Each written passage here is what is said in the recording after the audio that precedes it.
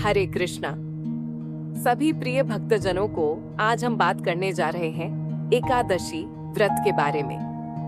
क्या आपने कभी सोचा है, जब सारे पांडव एकादशी का व्रत रखते थे तो भीमसेन क्यों नहीं रख पाते थे?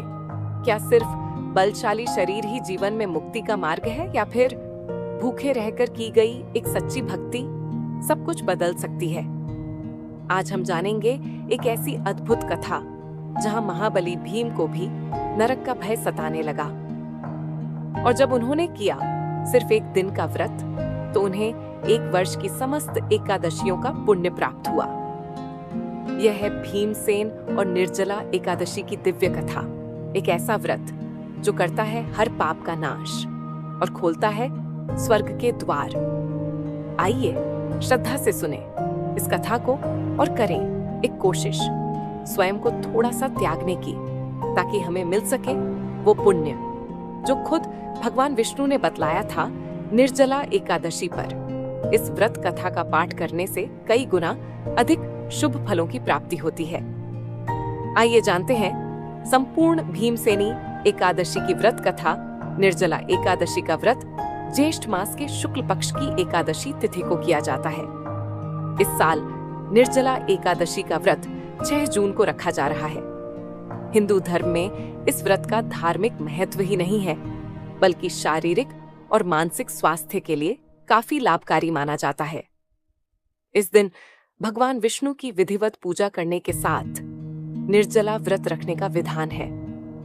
इसके साथ ही इस दिन दान देने से कई गुना अधिक फलों की प्राप्ति होती है और समस्त पापों से मुक्ति मिल जाती है। इस दिन विष्णु जी मां लक्ष्मी की विधिवत पूजा करने के बाद व्रत कथा अवश्य पढ़ना चाहिए। इससे आपकी पूजा पूर्ण मानी जाती है।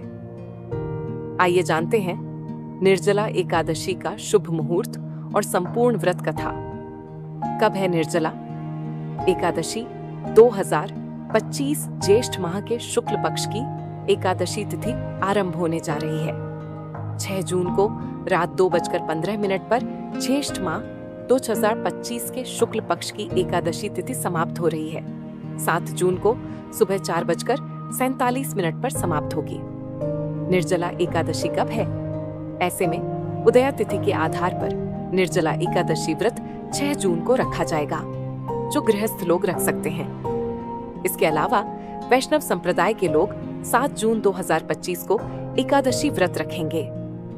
निर्जला एकादशी 2025 पारण का समय रहेगा 7 जून को एकादशी व्रत का पारण का मुहूर्त है दोपहर 1:44 से 4:31 तक। पारण तिथि के दिन हरिवासर समाप्त होने का समय 11:25 AM 8 जून को। वैष्णव एकादशी के लिए पारण का मुहूर्त सुबह 5:23 से 7:17 तक। पारण तिथि के दिन द्वादशी समाप्त होने का समय 7:17 AM। भीमसेन व्यास जी से कहने लगे कि हे पितामह, भ्राता युधिष्ठिर, माता कुंती, द्रौपदी, अर्जुन, नकुल और सहदेव आदि सब एकादशी का व्रत करने को कहते हैं, परंतु महाराज मैं उनसे कहता हूँ कि भाई, मैं भगवान की शक्ति पूजा आदि तो कर सकता हूँ, दान भी दे सकता हूँ, परंतु भोजन के बिना नहीं रह सकता।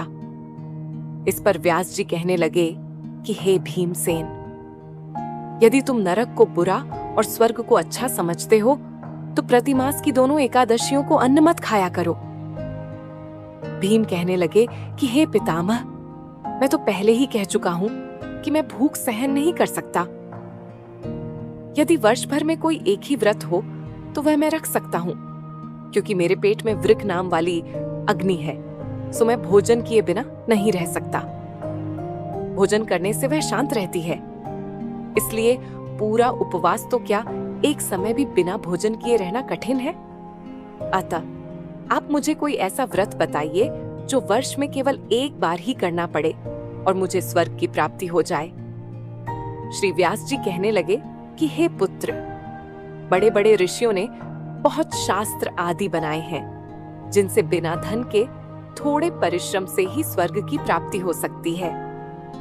इसी प्रकार शास्त्रों में दोनों पक्षों की एकादशी का व्रत मुक्ति के लिए रखा जाता है।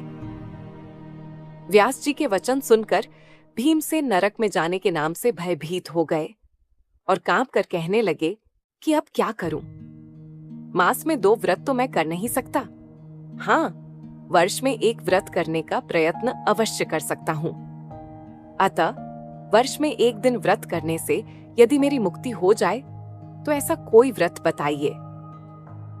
यह सुनकर व्यास जी कहने लगे कि वृषभ और मिथुन की संक्रांति के बीच ज्येष्ठ मास के शुक्ल पक्ष की जो एकादशी आती है उसका नाम निर्जला है। तुम उस एकादशी का व्रत करो। इस एकादशी के व्रत में स्नान और आचमन के सिवा जल वर्जित है। आचमन में 6 मासे से अधिक जल नहीं होना चाहिए, अन्यथा वह मद्यपान के सदृश हो जाता है। इस दिन भोजन नहीं करना चाहिए, क्योंकि भोजन करने से व्रत नष्ट हो जाता है। यदि एकादशी को सूर्योदय से लेकर द्वादशी के सूर्योदय तक जल ग्रहण न करे तो उसे सारी एकादशियों के व्रत का फल प्राप्त होता है। द्वादशी को सूर्योदय से पहले उठकर स्नान आदि करके ब्राह्मणों का दान आदि देना चाहिए। इसके पश्चात भूखे और सत्पात्र ब्राह्मण को भोजन कराकर फिर आप भोजन कर लेना चाहिए। इसका फल पूरे 1 वर्ष की संपूर्ण एकादशियों के बराबर होता है। व्यास जी कहने लगे कि हे भीमसेन, ये मुझको स्वयं भगवान ने बताया है। इस एकादशी का पुण्य समस्त तीर्थों और दानों से अधिक है। केवल 1 दिन मनुष्य निर्जला रहने से पापों से मुक्त हो जाता है। जो मनुष्य निर्जला एकादशी का व्रत करते हैं उनकी मृत्यु के समय यमदूत आकर नहीं घेरते, वरन भगवान के पार्षद उसे पुष्पक विमान में बिठाकर स्वर्ग को ले जाते हैं। अतः संसार में सबसे श्रेष्ठ निर्जला एकादशी का व्रत है। इसलिए यत्न के साथ इस व्रत को करना चाहिए। उस दिन एयूएम नमो भगवते वासुदेवाय मंत्र का उच्चारण करना चाहिए और गौदान करना चाहिए। इस प्रकार व्यास जी की आज्ञा अनुसार भीमसेन ने इस व्रत को किया। इसलिए इस एकादशी को भीमसेनी या पांडव एकादशी भी कहते हैं। निर्जला व्रत करने से पूर्व भगवान से प्रार्थना करें कि हे भगवान, आज मैं निर्जला व्रत करता हूं, दूसरे दिन भोजन करूंगा। मैं इस व्रत को श्रद्धा पूर्वक करूंगा, अतः आपकी कृपा से मेरे सब पाप नष्ट हो जाए। इस दिन जल से भरा हुआ 1 घड़ा वस्त्र से ढककर स्वर्ण सहित दान करना चाहिए। जो मनुष्य इस व्रत को करते हैं उनको करोड़पल सोने के दान का फल मिलता है, और जो इस दिन यज्ञादिक करते हैं उनका फल तो वर्णन ही नहीं किया जा सकता। इस एकादशी के व्रत से मनुष्य विष्णु लोक को प्राप्त होता है। जो मनुष्य इस दिन अन्न खाते हैं वे चांडाल के समान हैं।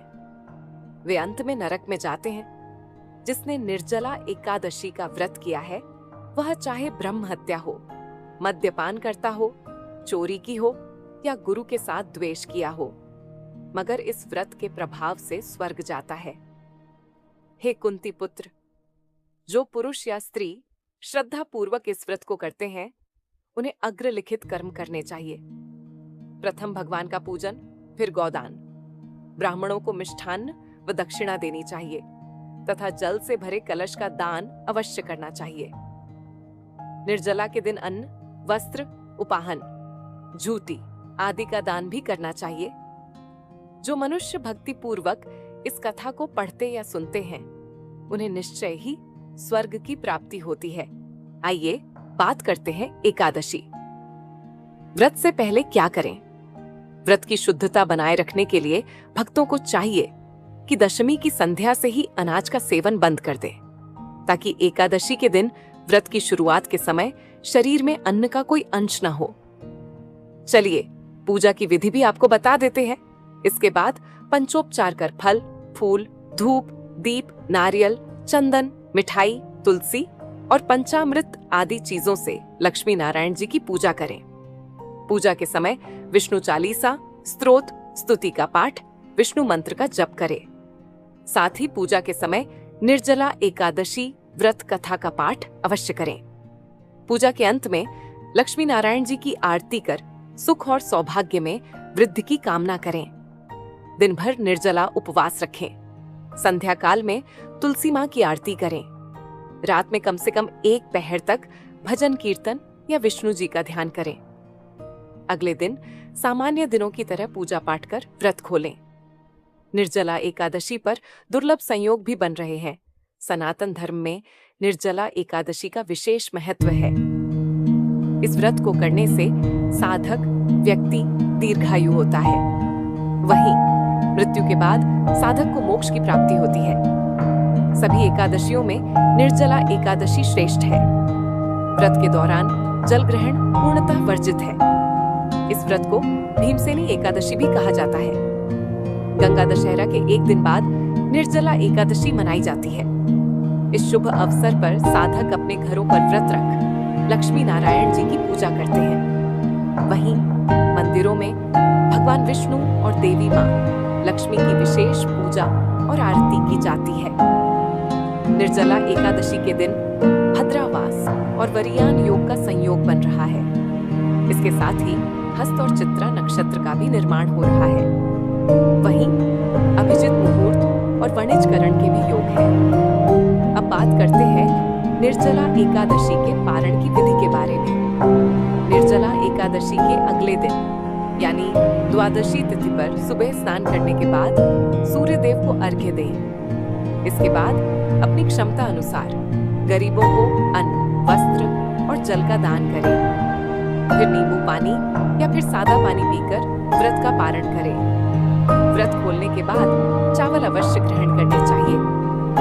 तो भक्तजनों, जिस भीमसेन को कोई व्रत करना असंभव लगता था, उन्होंने सिर्फ एक दिन का उपवास कर वह पुण्य अर्जित किया जो वर्षों के व्रत, यज्ञ और तपस्या से भी नहीं मिलता। यही है निर्जला एकादशी की महिमा। यह सिर्फ अन्न और जल का त्याग नहीं, यह है अपने भीतर के लोभ, आलस्य और मोह का त्याग। अगर आप एक बार भी सच्चे मन से यह व्रत करें तो न केवल इस जीवन में बल्कि मृत्यु के बाद भी भगवान के पार्षद आपको पुष्पक विमान में बिठाकर ले जाएंगे विष्णु लोक की ओर। इस कथा को सुनना, पढ़ना या श्रवण कराना भी उतना ही पुण्यदायक है। तो यदि आपके मन में है श्रद्धा तो इस निर्जला एकादशी पर एक संकल्प लें। मैं एक दिन के लिए त्याग करूंगा ताकि सदा के लिए पा सकूं परम शांति। जय श्री विष्णु। एवं नमो भगवते वासुदेवाय। सभी श्रद्धालुओं को निर्जला एकादशी की हार्दिक शुभकामनाएं।